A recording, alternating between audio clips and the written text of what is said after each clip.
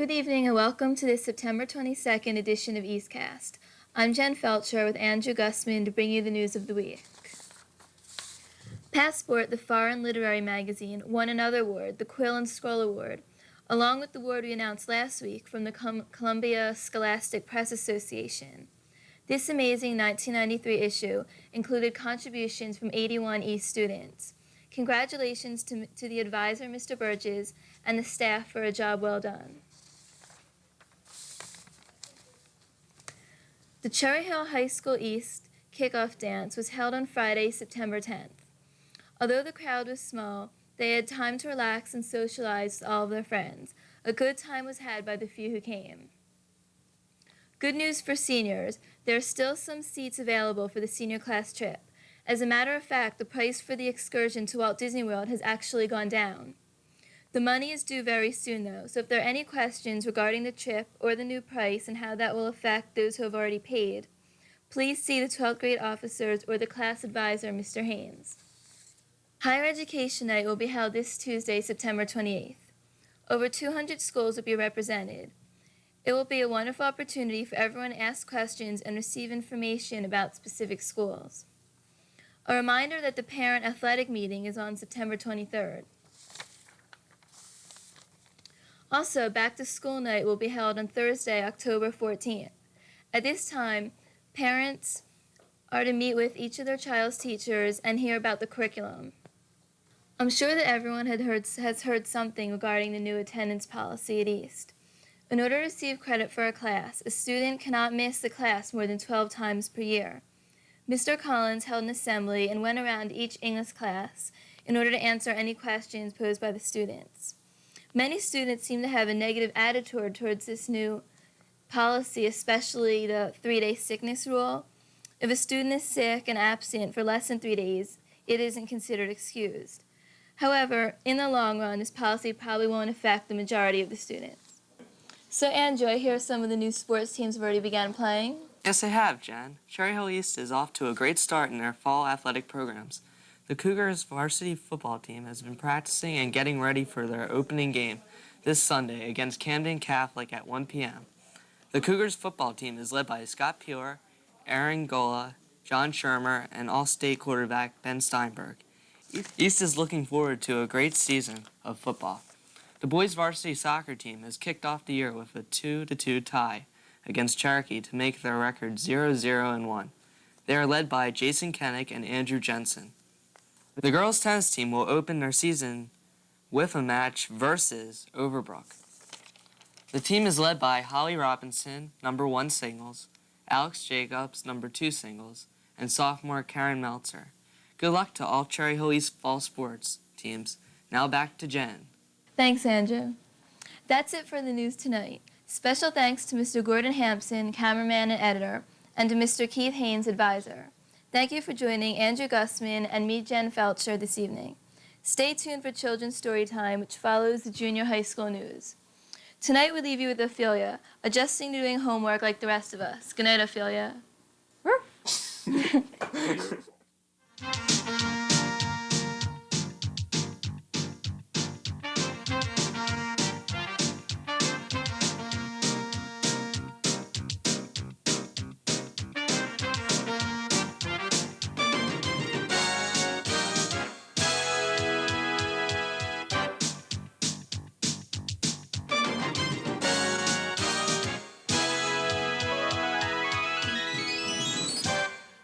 Good evening, and welcome to the West Report. I'm Adrienne Gum. And I'm Lindsay Melson. There's been much talk about the new attendance policy here at West. The goal is to better student attendance. Earlier this week, my co-anchor Adrienne was able to speak with Principal Simon concerning the new policy. Thank you, Mr. Simon, for joining us. We have a few questions about the new attendance policy. Could you explain the new attendance policy? The policy basically has changed from a daily attendance to a period-by-period attendance. What that means is students are now held accountable not just for being in school each day, but for being in each class each day in terms of their overall attendance. The number of days that a student is allowed to miss that are unexcused is now going to be 12 for each class. So when a student reaches their 12th unexcused absence, they go on what's called a no credit status. That means that they have to appeal to an attendance review panel to have their credit restored if there are some special circumstances to justify those absences. The hope for the new attendance policy is that it will have more students in class more often, is the bottom line. And we'll have, we think, some good data at the end of the year to determine whether in fact that's happened. Yeah, how do you think this will affect the students? I think for those students who attendance has not been a problem in the past, the new policy will have little or no effect. And I think that's the case with about 90% of our students. For the few of our students who have had difficulty either getting to school on time or attending classes regularly, this policy may have a significant impact on them because they may in fact lose credit for their courses. What that means is they could have, quote, an academic grade of an A or a B, but if they do not meet the attendance requirements, they will not get credit at the end of the year for the course. They'll have to take it over the next year if it's a required course. They might have to go to a summer school to make those credits up if they need them. So for a small number of students, I think it will have a significant impact. Okay. What other changes has this year brought to West? Well, we've got construction going on. We're nearing completion with our new child study team guidance area, and we will be breaking ground in November on an addition to E-Wing to add 5 new science labs. So from that point of view, construction, I think, the enhancement of the facilities is significant. We'll also be getting a new intercom system, and we're replacing the exhaust system that we use in the wood shop. So facilities-wise, there are a number of changes. We also have 6 late starts this year for students, which is creating some extended time for the entire faculty, as well as some representative parents and students, to meet together to talk about the future of West, to map a direction for us over the coming years. And I would say between the attendance policy, the late starts, and the construction, those are really 3 pretty significant. The final one is the change in our phone system.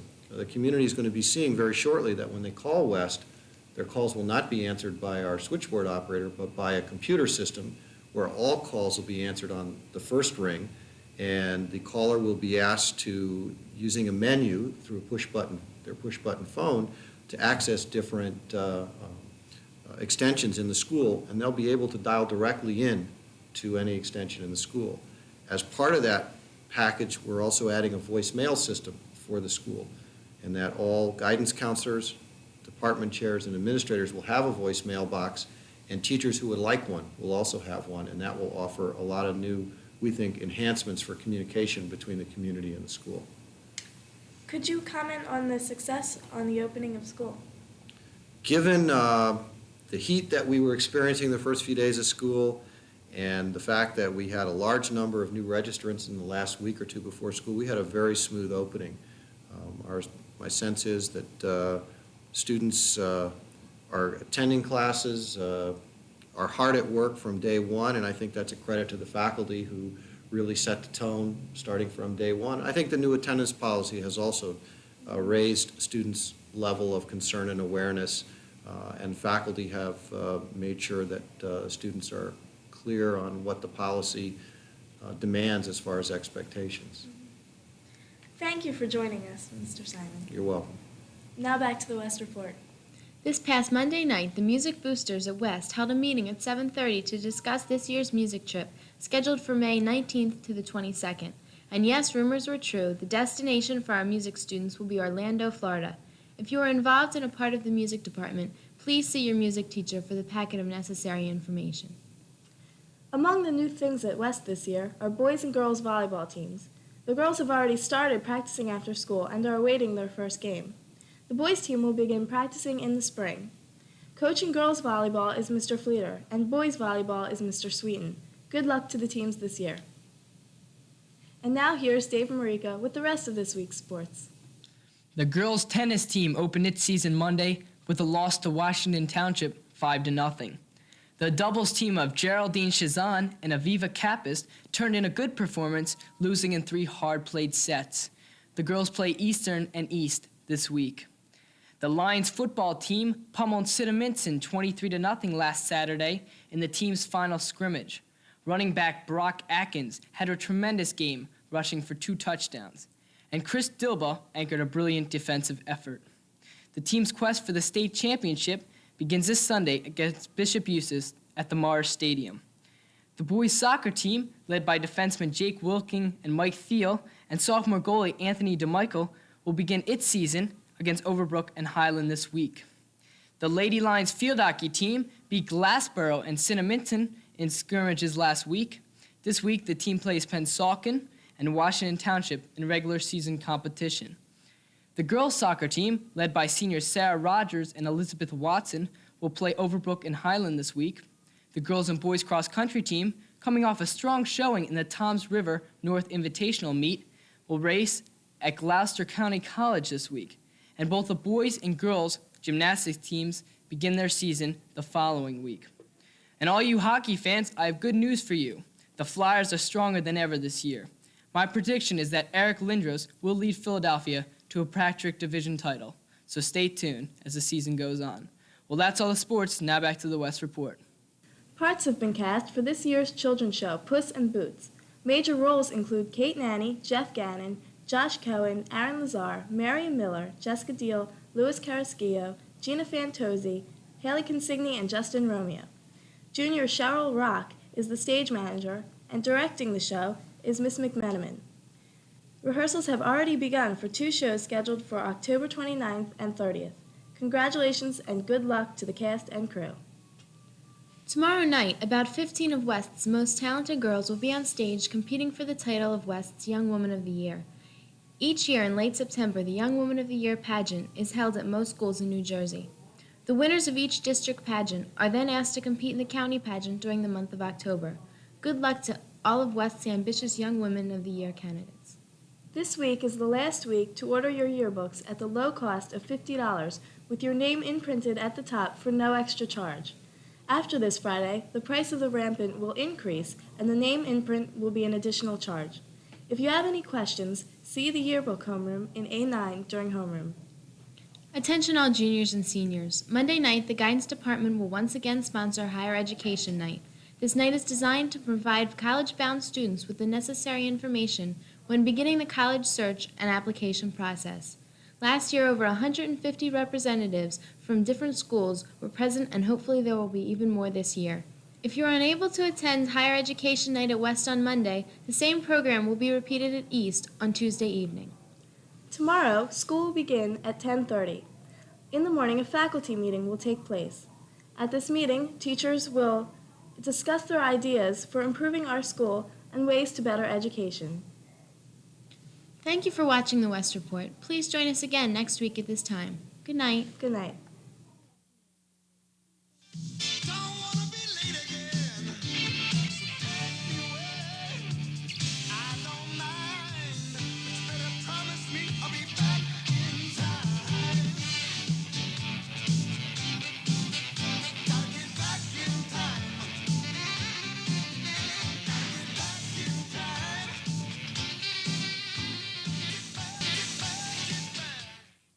I talked with Mrs. Banks, the newly appointed Coordinator of Student Affairs. Welcome, Mrs. Banks. Hi, Joan.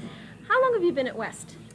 I've been teaching here for 4.5 years. This will be my 5th full year. I started as an English teacher back in 1979, and this will be my first year as coordinator.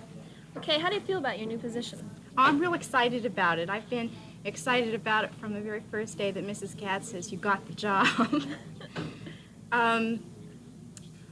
I think I spent a summer walking on air because I couldn't really believe that they were going to give me an office and to pay me to do something that I could do in my sleep practically. I like activities. I've been involved in activities from the first day I think I walked into my own high school. My mother always said I spent more time at the school than I did at my house.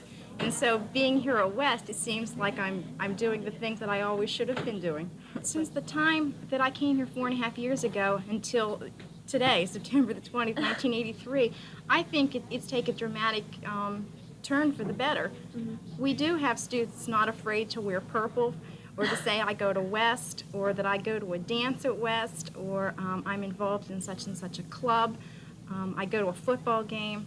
And that's what I want to see students doing. That's what I want to hear students saying.